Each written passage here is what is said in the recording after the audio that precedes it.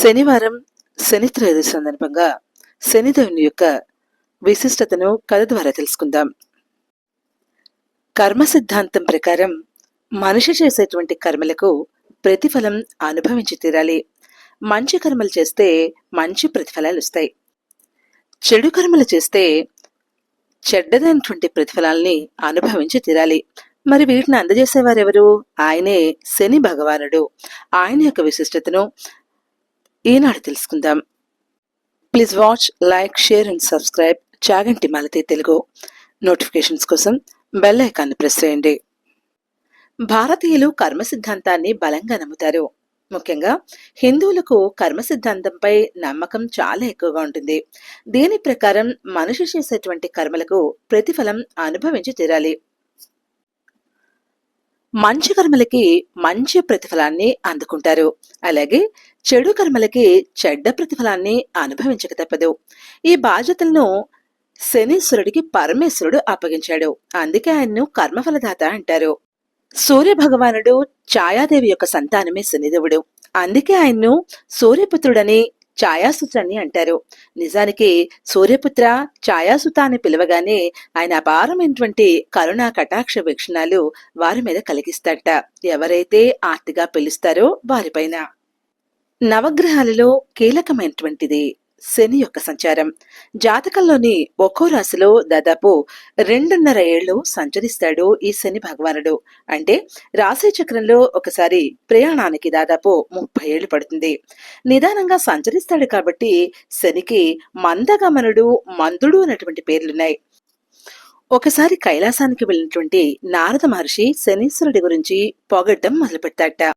ఎంతటి వారైనా శని ప్రభావం నుంచి తప్పించుకోలేరు స్వామి అంటూ పొగడ్డం ప్రారంభిస్తాడు. ఈ మాటలకు ఆగ్రహించినటువంటి శివుడు, శని ప్రభావం ఎవరి మీదైనా ఉంటుంది కానీ నా మీద మాత్రం పనిచేయదు. ఇదే మాటను నారదుడు శనిదేవుని దగ్గరకు వెళ్లి విన్నవించుకుంటాడు. నా ప్రభావం నుంచి తప్పించుకోవడం ఎవరి ధర్మం కాదు, ఇది సృష్టి ధర్మం. పరమేశ్వరుణ్ణి రేపీపాటికి పట్టి పీడించి తీరుతానని చెప్తాడు శని. శని శబదాన్ని గురించి విన్నటువంటి శివుడికి ఏం చేయాలో అర్థం కాక మాట నెరవేరితే తన ప్రతిష్టకు భంగం వాటిల్లుతుందని భావిస్తాడు. అందుకే శని చెప్పినటువంటి సమయానికి అతని కంటపడకుండా ఉండేందుకు భూలోకంలో ఒక చెట్టు తెరలో దాక్కుంటాడు శివుడు. మర్నాడు కైలాసానికి వచ్చినటువంటి శనిదేవుడిని చూసినటువంటి శివుడు, నన్ను పట్టి పీడిస్తానని నీ శబ్దం ఏమైంది అంటూ పరిహాసంగా మాట్లాడతాడు. దీనికి శని వినయంగా, ప్రభు, ఈ ముల్లోకాలకు లయకారకుడైనటువంటి నువ్వు ఆ చెట్టు తెరలో దాక్కున్నావు కదా, అది నా ప్రభావమే కదా అంటూ వినయంగా చెప్తాడు.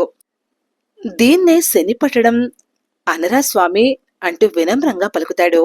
శనిదేవుని యొక్క శక్తిని గ్రహించినటువంటి పరమేశ్వరుడు ఆ రోజు నుంచి శని త్రయోదశి నాడు ఎవరైతే నిన్ను పూజిస్తారో వారికి నీ అనుగ్రహంతో పాటు నా అభయం కూడా దక్కుతుందంటూ వరమిస్తాడు స్వామి. ఇక నుంచి శని అని పిలిచేటువంటి నిన్ను ఈశ్వర అనేటువంటి నామాన్ని కలిపి శనీశ్వరుడు అనేటువంటి నా పేరుతో కూడా పరుడు వెళుతావని ఆశీర్వదిస్తాడు. అప్పటి నుంచి త్రయోదశి తిథి వచ్చేటువంటి శనివారం నాడు నువ్వుల నూనెతో శనీశ్వరుని అభిషేకించి తమను చూసి చూడనట్లుగా ఉండాలని భక్తిపూర్వకంగా ప్రార్థిస్తారు ప్రజలు. ఈ విధంగా శివుడు తన నామంతో పాటు తన బాధ్యతలను కూడా శనీశ్వరుడికి అప్పగిస్తాడు.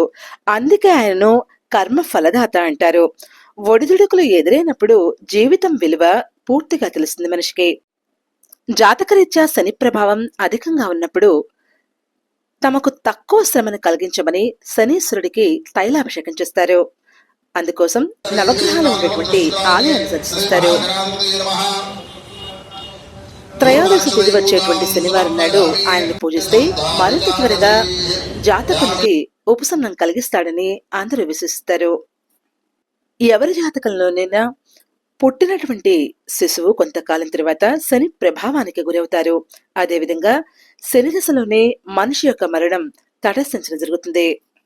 శని వాహనమైనటువంటి కాకకి ప్రతిరోజు ఆహారాన్ని అందించడం, మంచి పనులు చేయడం ద్వారా శని యొక్క ప్రభావం నుంచి కొంత దూరం అవ్వచ్చు. Please watch, like, share and subscribe Chaganti Malathi Telugu. Notifications కోసం బెల్ ఐకాన్ని ప్రెస్ చేయండి. ఈ పురాణ కథ మీకు నచ్చినట్లయితే మీ యొక్క అభిప్రాయాన్ని కామెంట్స్ ద్వారా వివరించండి.